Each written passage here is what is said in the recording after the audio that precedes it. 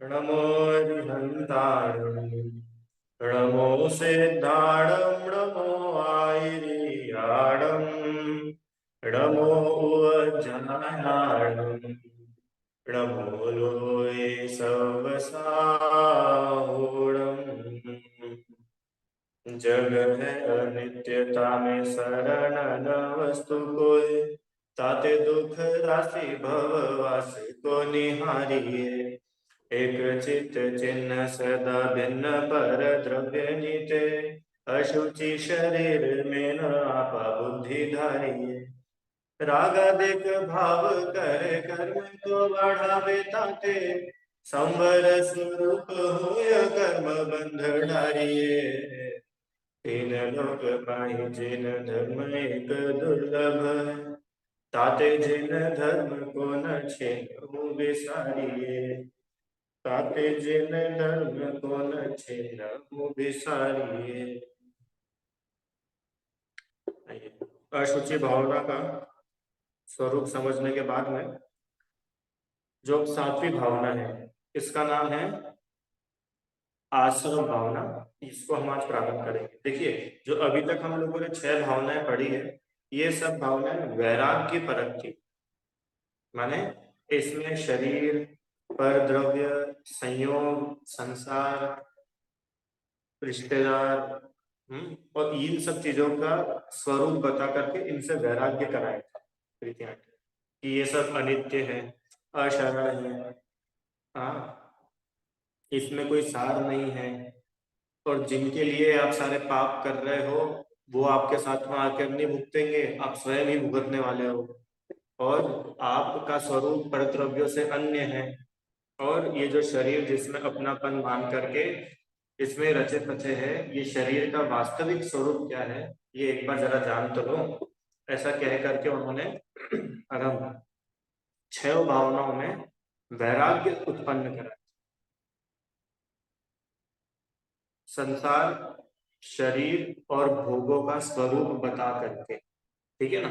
अब जो अगली 6 भावनाएं आने वाली है ये तत्व पर भाव है। तत्व मतलब अब इसमें वस्तु का स्वरूप बताया जाएगा, है ना।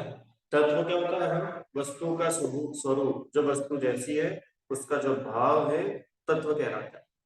तो अब जो ये अगली 6 भावनाएं आएंगी ना, आश्रम, संवर, निर्जरा, लोक, बोधि दुर्लभ और धर्म, इन 6 भावनाओं में तत्वों का निरूपण करके, वस्तु स्वरूप का निरूपण करके वैराग्य, वैराग्य का पोषण किया जाएगा। ठीक है, चलिए तो हम लोग आश्रव भावना का पाठ करते हैं। याद है आश्रव भावना? मोहनींद के जो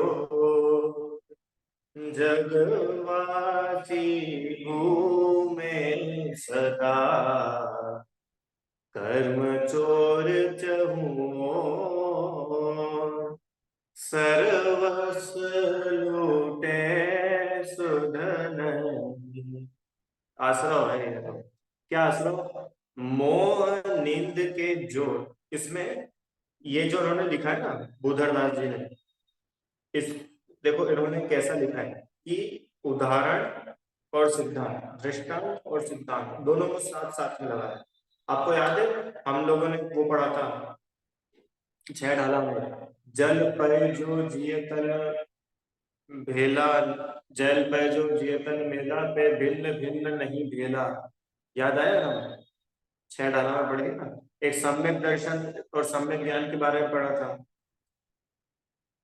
तो वैसे ही यहाँ पर भी उदाहरण और सिद्धांत दोनों साथ साथ मिलता है। अब आप उसको कंपेयर करते जाए, जैसे नींद का जोर हो तो चोर आकर के सब कुछ लूट ले जाता है और हमको कुछ पता भी नहीं चलता है। ये हुआ उदाहरण। उदाहरण समझ में आया ना? नींद हो, व्यक्ति नींद में हो, उसको कुछ सुध नहीं है, तो जगत में घूमने वाले चोर आकर के उसका सर्वस्व, उसका सब कुछ लूट करके चले जाते हैं और इसको पता तक नहीं चलता। एग्जाम्पल समझ में आया ना? है हाँ, जैसे अपने घर के अंदर चोर आ जाए और अपन बहुत बढ़िया आराम से सो रहे हैं, सारे के सारे घोड़े बेच के, तो क्या होगा कि चोर सब कुछ लूट करके ले जाएगा और पता ही नहीं चलेगा। ऐसे ही, ऐसे ही अब यहाँ पर क्या बताना है, यहाँ पर उनको, ये तो एग्जाम्पल हुआ, अब एग्जाम्पल से उनको दृश्य सिद्धांत क्या बताना है, कि सिद्धांत ये है कि जैसे नींद के जोर में जगत में घूमने वाले चोर सब कुछ लूट करके ले जाते हैं और हमको पता नहीं चलता, ऐसे ही अरम मोह, मोह है नींद, मोह है ना मोह, ये मोह किसके समान है, मोह भयंकर नींद के समान है। नींद मतलब आपको पता है, नींद में जो व्यक्ति है वो मरे के समान है, मुर्दे के जैसा जीवन है। कई बार ऐसे होता है ना, वो नींद में है, पता ही नहीं है लोग क्या बातें कर रहे हैं। कोई कोई लोगों की नींद तो इतनी भयानक होती है, उनको नींद में उठा के कहीं से कहीं ले जाओ उनको पता ही नहीं चलता है। कोई कोई लोग नींद में चलने लग जाते हैं। माने नींद मतलब मुर्दा, उस समय आपकी कुछ बुद्धि ही नहीं चलती है ना आराम? नींद में कुछ बुद्धि चलती है क्या? कोई बुद्धि नहीं चलती, बिल्कुल मुर्दे के जैसे पड़े रहते हैं। तो ऐसा बोल रहे हैं, मोह है, मोह नींद के समान है। मोह सब, जैसे नींद में व्यक्ति सब कुछ भूल जाता है, ऐसे ही मोह के उदय में जीव सब कुछ भूल जाता है, सब कुछ भूल जाता है आराम। मोह का उदय आता है ना, अभी मैं आपको बताऊंगा मोह के स्वर कैसे कैसे रहते हैं।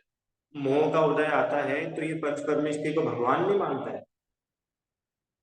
मोह के उदय में पंच परमेष्टि तक की अनादर कर देता है। मोह के उदय में किसी को कुछ नहीं समझता। मोह मतलब मिथ्यात्व, नवदा, मिथ्यात्व का उदय में ये भगवान को भगवान नहीं समझता है, देव शास्त्र गुरु की विनय नहीं समझता। अरे मैं आत्मा हूं, यही नहीं समझ पाता। जैसे नींद में कुछ भी समझ नहीं पड़ती है, ऐसे ही मोह के उदय में कुछ भी समझ नहीं पड़ती। और जब कुछ भी होश नहीं रहता है तो चोरी हो जाती है। काय की चोरी होती है? काय की चोरी होती है? कि नहीं नहीं, चोरी होने के पहले एक चीज और होती है कि चोर आते हैं। तो कौन चोर आते हैं? कि कर्म चोर है, कर्म चोर, चहु और चारों ओर है ये चोर। करम, तुम्हारे घर में कोई चोर है क्या? कि नहीं सर, हमारे घर में तो कोई चोर नहीं। वो बोल रहे कि नहीं, तुम्हारे घर का चोर तुम्हारे घर में ही रहता है। कि अच्छा, हमारे घर का कोई मेंबर है क्या? क्यों दादी जी, आपने चोरी करी है क्या? अरे दादी जी चोर नहीं है। वो बोल रहे कर्म चोर है। कर्म चोर है का क्या मतलब हुआ? कि ये कर्म आकर के बंध जाते हैं, कर्म आकर के हमारे स्वभाव का घात कर देते हैं। नौ चार कर्म है ना, ज्ञानावरण, दर्शनावरण, मोहिनी, अंतराय। ये क्या करते हैं कि आकर के हमारे स्वभाव का घात कर देते हैं, हमारा ज्ञान ढक देते हैं। दर्शन मोह कर्म, मोहिनी कर्म तो ऐसा है कि संसार में भटकाता है, हमको कुछ सूझ ही नहीं रहती है। उससे पढ़ा ना, आलोचना पाठ में थे कायम में, कछु सुधि बुद्धि नाही रही है, मिथ्यामति छाए गई है। कुछ सुध बुद्ध नहीं रहती है, ऐसी मिथ्या बुद्धि चढ़ जाती है, कुछ भी समझ में नहीं आता। पाप कर रहा है तो पाप ही करता जाता है, पुण्य करने में धर्म मान लेता है, राग द्वेष में अपनापन मान लेता है, अपने स्वभाव को तो भूल ही जाता है। इतने कई लोग ऐसे होते हैं जिनको नींद में चलने की आदत होती है ना, होगा देखे ऐसे लोग? देखे तो नहीं होंगे, सुना तो होगा ना, कि ऐसे लोग होते हैं उनको नींद में चलने की आदत होती है। तो वो सोते इस कमरे में है और सुबह मिलते दूसरे कमरे में, और उनको ही पता नहीं चलता है वो उस कमरे में कैसे चले गए। अरे कमरा तो ठीक है, कितने लोग तो घर के बाहर चले जाते हैं, घूम फिर के आ जाते हैं नींद में, नींद में घूम के ही आ जाता है घर के बाहर, और वो कहीं गिरते भी नहीं है, कोई एक्सीडेंट भी नहीं होता है, आ जाते हैं वो लोग। और उनसे पूछो कि कहाँ चले गए थे रात में, इनको तो नहीं पता। अरे इतना छोड़ो, आपको पता है ये जो लोग रात में सोते समय खर्राटे लेते हैं ना, आपके घर में भी होंगे ऐसे महापुरुष जो नींद में खर्राटे लेते हैं। तो उनसे पूछना, उनको बताना, यार आप ना रात भर खर्राटे ले रहे थे, हमको नींद ही नहीं है। तो वो क्या बोलेगा, नहीं, हमने थोड़ा ना लिए कोई खर्राटे। मैंने खर्राटे लेने वाले को ही नहीं पता चलता है कि वो खर्राटे ले। ये नींद इतनी भयंकर होती है, पूरे घर की नींद उड़ा सकते हो उसके खर्राटे, पर वो बढ़िया चकाचक सोता है। और हम समझ रहे हो, ये नींद इतनी भयानक होती है। अब वो नींद का कंपैरिजन इन्होंने करा मोह से, कि मोह इतना ही भयानक है, तुमको संसार में घुमाता जाएगा और तुमको पता तक नहीं चलेगा। ये कर्म है ना, कर्म आठों आकर के डाका डाल रहे हैं, डाका डाल रहे हैं, डाका डाल रहे हैं, स्वभाव का घात कर रहे हैं। देखो, एक चीज हम लोगों ने पहले भी पढ़ी थी, याद है ना उधर लाइन, जड़ कर्म घुमाता है मुझको, यह मिथ्या भ्रांति रही मेरी। ठीक है ना? तो एक तरफ तो बोल रहे कि कर्म हमको घुमाता है, ये मिथ्यात्व है। तो यहाँ भी ये बोल रहे, चोर ने चोरी नहीं करी है, तुम सावधान नहीं थे इसलिए चोरी हुई है। देखिए आंटी, चोर ने चोरी नहीं करी है, तुम इतनी भयानक नींद में थे ना, इस कारण चोरी हुई है। तुम्हारी नींद उड़ जाती, तुम ऐसे करते तो चोर भाग जाता। इसका मतलब गलती चोर की नहीं है, और हम गलती किसकी है? अपनी है, जो अपन सो गए थे। ऐसे ही गलती इन आठों कर्मों की नहीं है, गलती हमारी है जो हम मोह करते हैं, गलती हमारी है जो हम अपने आप को पहचानते नहीं। अभी समझ में आया ना?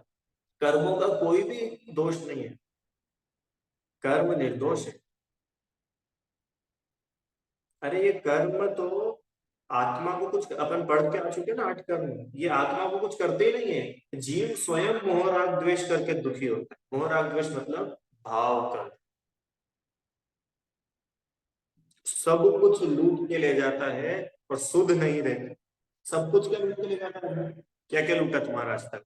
कि सर कुछ तो नहीं लूटा, जो नाइट सूट रात में पहन के सोए थे वही नाइट सूट सुबह पहन के उठे, हमारा तो कुछ भी नहीं गया। अरे इसकी बात नहीं चल रही है। तुम ये बताओ, तुम्हारी सोच चोरी हुई कि नहीं हुई? नौदा, तुम्हारा विवेक चोरी हुआ कि नहीं हुआ? इतना समय तुम जागृत रहते तो तुम आत्मा हो ऐसा विचार पाते, नींद में तो बिल्कुल बेहोश से पड़े हो, तो विचार तक नहीं आया कि मैं जीव हूँ कि शरीर हूँ। और हम बहुत थकान हो गई सर, हम तो 3 दिन से बहुत ज्यादा काम कर रहे हैं, अब नींद लगी है तो मजा आ गया, पूरी थकान उतर गई। तो शरीर की थकान उतरने में तुमको कैसे मजा आ सकता है? तुम शरीर हो क्या? रित्या की समझ में आया ना? पर ये जो मोह है ना, मोह इतना सोचने ही नहीं देता है। मोह तो उल्टा उल्टा दौड़ाते हैं, उल्टा। ज्ञानी गुरु हमें टोकते हैं, और हमको वो कैसे लगते हैं? दुश्मन लगते हैं। अरे ज्ञानी गुरु तो चलो बहुत दूर क्या, मम्मी पापा अपने को टोकते हैं, टोकते कि नहीं? और हम अनाया, मम्मी पापा हमको टोकते हैं, डांटते हैं, और हमको कैसे लगते हैं? हमको दुश्मन लगते हैं।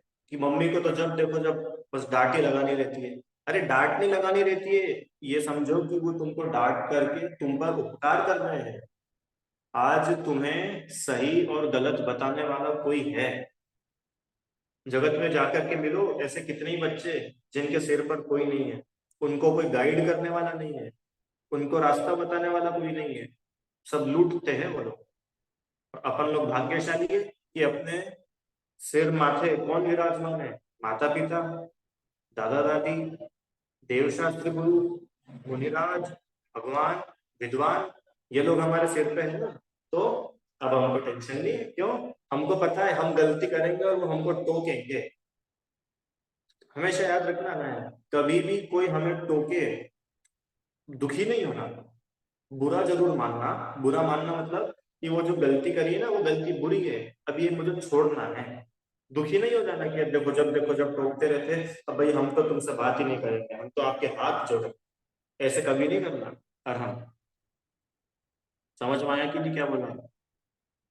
टोकने वाले, दिलीप अंकल जी, टोकने वाले बहुत पुण्य के उदय से मिलते हैं। अनंत जन्मों का पुण्य होता है जब हमें टोकने वाले मिलते हैं।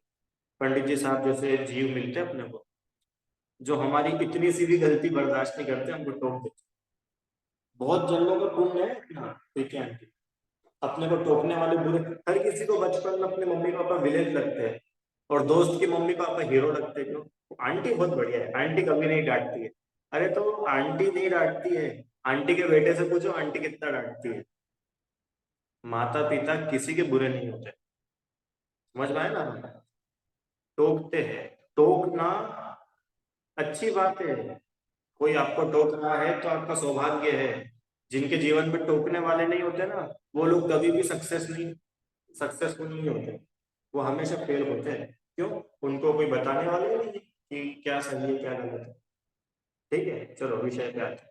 तो बोल रहे हैं कि कर्म चारों ओर से सब कुछ लूट करके ले जा रहे हैं, और यहाँ अपने को शुद्ध भी नहीं है।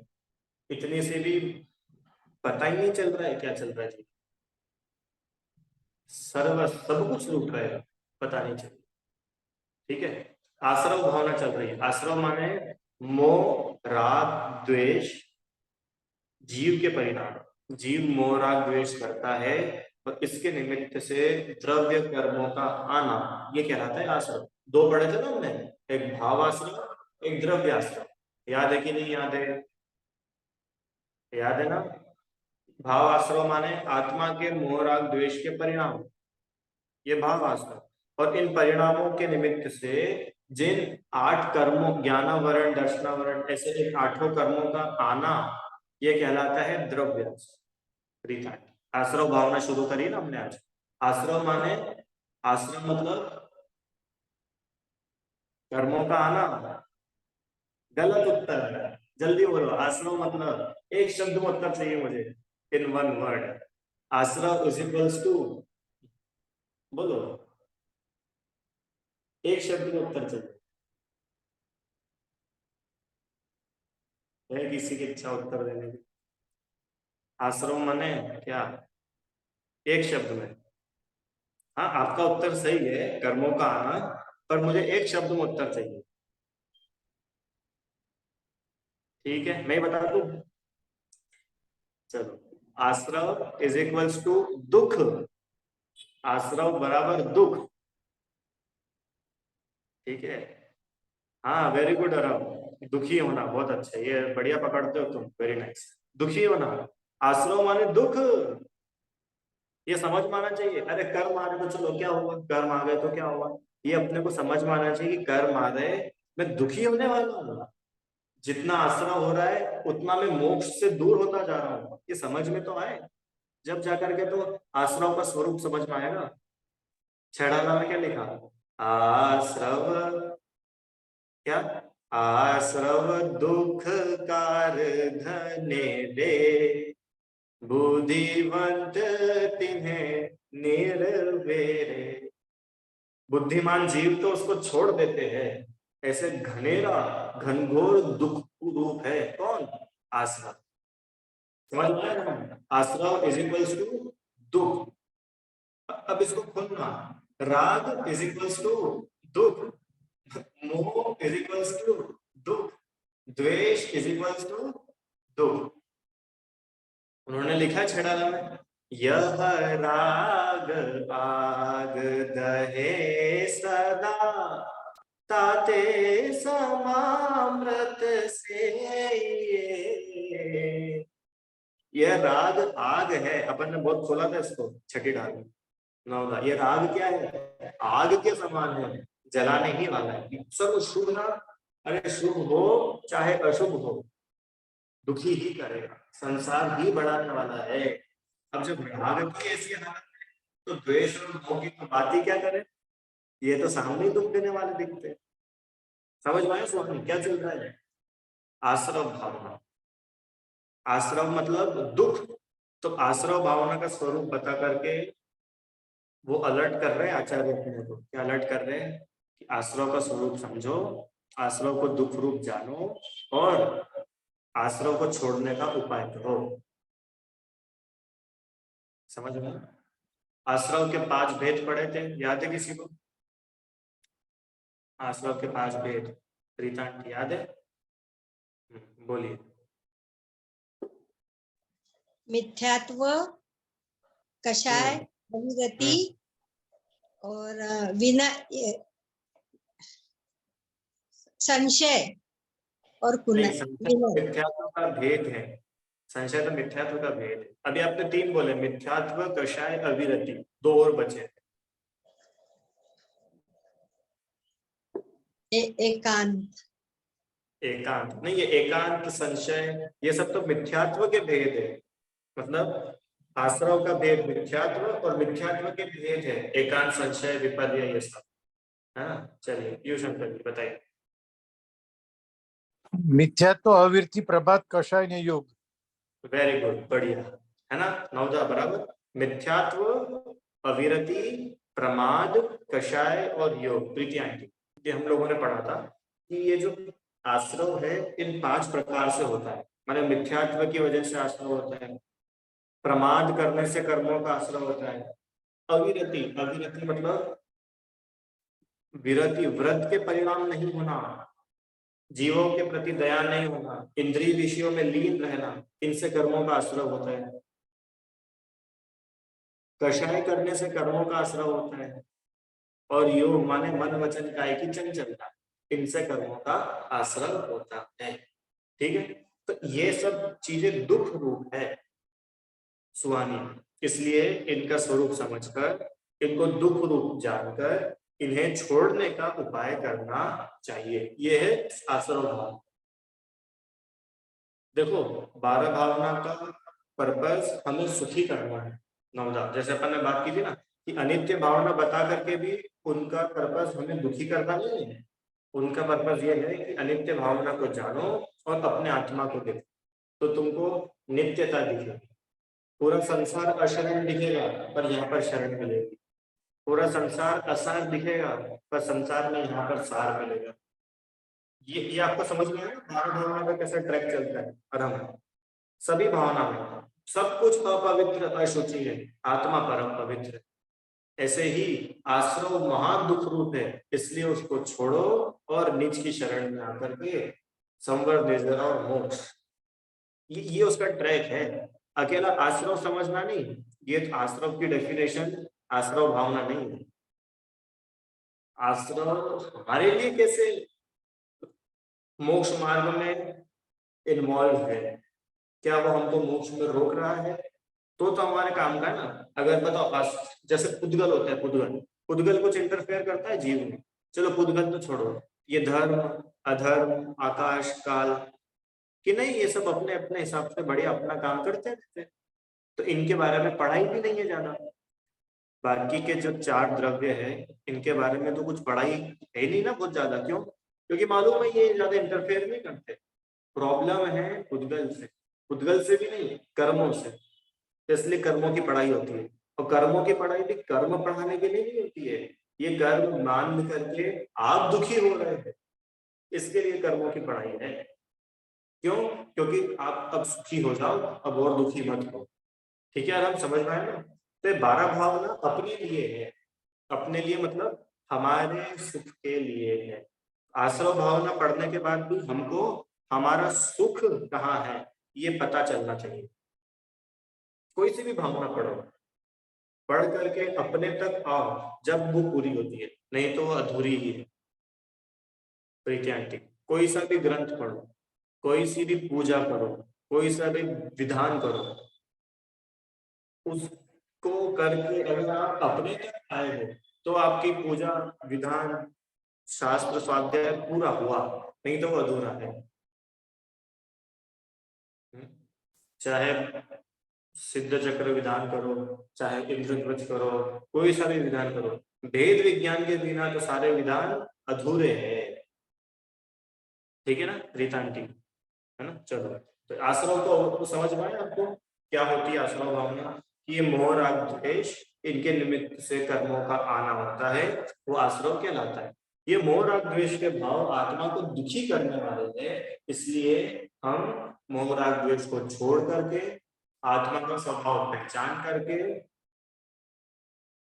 उल्टा बोल रहे, आत्मा का स्वभाव पहचान कर मोह राग द्वेष को छोड़कर सुखी हो।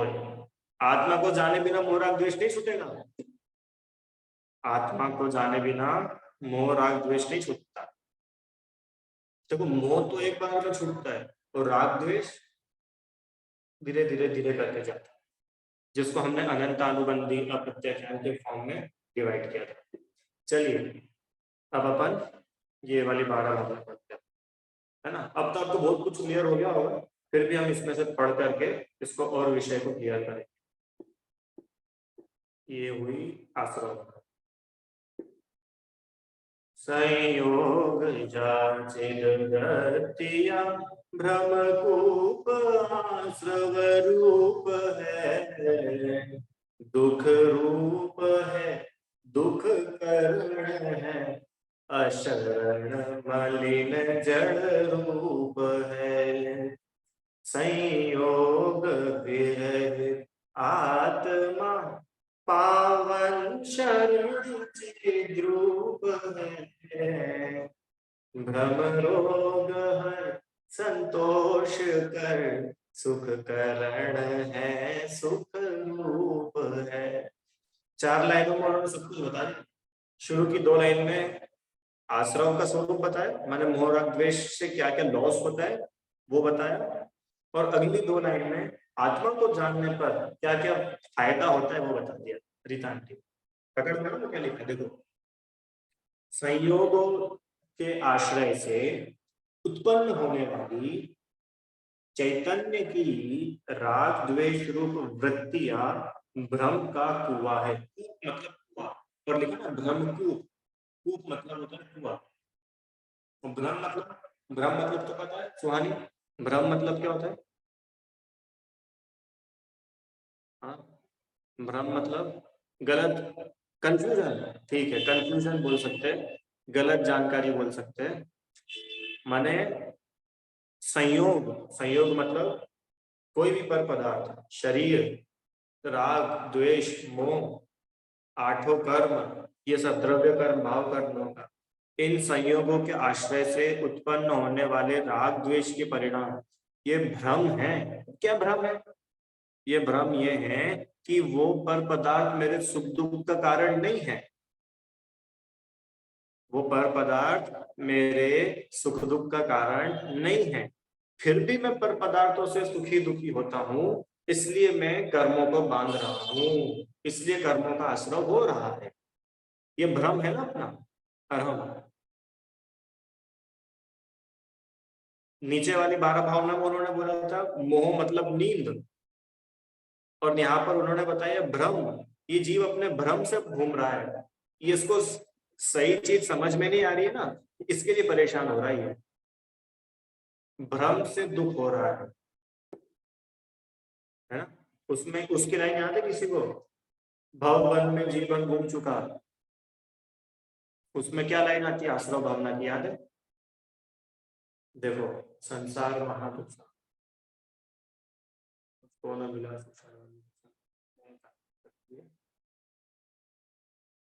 मेरे न हुए ये मैं इनसे अति भिन्न अखंड निराला हूँ, निज में पर से अन्यत्व लिए निज समरस मिलेगा। जिसके श्रृंगारों में मेरा यह महंगा जीवन भूल जाता, अत्यंत अशुचि जड़ काया से इस चेतन का कैसा रहा। दिन रात शुभाशुभ भावों से मेरा व्यापार चला करता, हाँ, दिन रात शुभाशुभ भावों से मेरा व्यापार चला करता, ये आश्रव है। शुभ अशुभ भाव ये आश्रव है। यहाँ पर भी लिखा है राग द्वेष, यहाँ पे उन्होंने राग द्वेष बोला, शुभ उधर शुभ अशुभ बोले, बात वही है आशांति। राग द्वेष शुभ अशुभ इन भावों से आश्रम होता है, माने पर पदार्थों में कुछ भी परिणाम हो रहा है, एक्स वाई जेड कुछ भी चीज हो रही है आत्मा के बाहर, तो वो तो बाहर हो रही है, फिर भी उस चेंजेस को, उस परिणामन को देख करके मैं रागी द्वेषी हो रहा हूं, मैं शुभ अशुभ भाव कर रहा हूं, ये आश्रम है। मानस वाणी और काया से आश्रव का द्वार खुला है। मानस वाणी काया, मन वचन काया, हाँ, या तो मन में सुखी दुखी होता हूँ, वचन से सुख दुख बताता हूँ, काया से सुखी दुखी मतलब राग द्वेष। और राग द्वेष ये बता रहा है कि आपको पर पदार्थ में सुख बुद्धि है, आपको ऐसा लगता है आम का रस आया तो मजा आ गया। अब देखो, मैं तो बिल्कुल आपको बेसिक को उतारना चाहता हूँ, ये राग द्वेष मोह तो बहुत हवा में बातें चल रही है, किसी को कुछ समझ में नहीं आ रहा है। मेरे को तो ये बताओ, सामने आम के रस की कटोरी रखी है, अब आश्रय हो रहा है कि नहीं हो रहा है? बोलो रीता आंटी, अभी अगले 2 महीने खूब आम का रस खाना है। 2 महीने, है ना? तो मेरे को बताओ आश्रव हो रहा है कि नहीं हो रहा है? आप कल मंदिर जाओगे सुबह और आपको देख करके लोग आपकी बुराई करने लग जाए, बोलो आश्रव होगा कि नहीं होगा? आशा आंटी समझ में आ रहा है ना? ये अपने को प्रैक्टिकल लगाना पड़ेगा। सोसाइटी के लोग मिलकर के हमारी बुराई करने लग जाए, बोलो आश्रय होगा कि नहीं होगा? कि बिल्कुल भी नहीं होगा।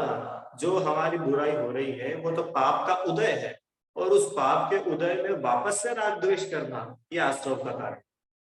जो हमको अनुकूलता मिल रही है ना, बढ़िया आम का रस मिल रहा है, पहनने को अच्छे कपड़े मिल रहे हैं, रहने को अच्छा घर मिल रहा है, समझने के लिए अच्छी बुद्धि मिल रही है, सुहानी, ये सब तो जो पहले पुण्य किया था उसका फल है। हाँ, अब इस पुण्य के उदय में अपने को बड़ा मानना माने राग करना, दूसरों को छोटा मानना माने द्वेष करना, मान कषाय आ गई ना? है? अरे तुम क्या जानो, मैं तो एक बार मैंने तो 6 डाला, 6 दिन में पूरी 6 डाला याद कर ली, और तुम 6 महीने से लेके बैठे हो।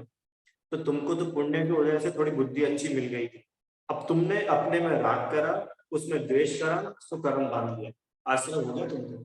और ऐसा आश्रय हुआ है कि अब कभी बुद्धि नहीं मिलेगी भविष्य में, बुद्धू बन के रह जाओ। ये आश्रव है। अभी समझ में आया रीता आंटी आश्रव भावना किसको बोलते हैं? माने जो चीज में अपना इंटरफेरेंस ही नहीं है उसमें भी इंटरफेयर करके राग द्वेष करना, ये आश्रव है। दिन रात पूरे दिन पूरे रात यही चल रहा है, 24 घंटे क्या चल रहा है?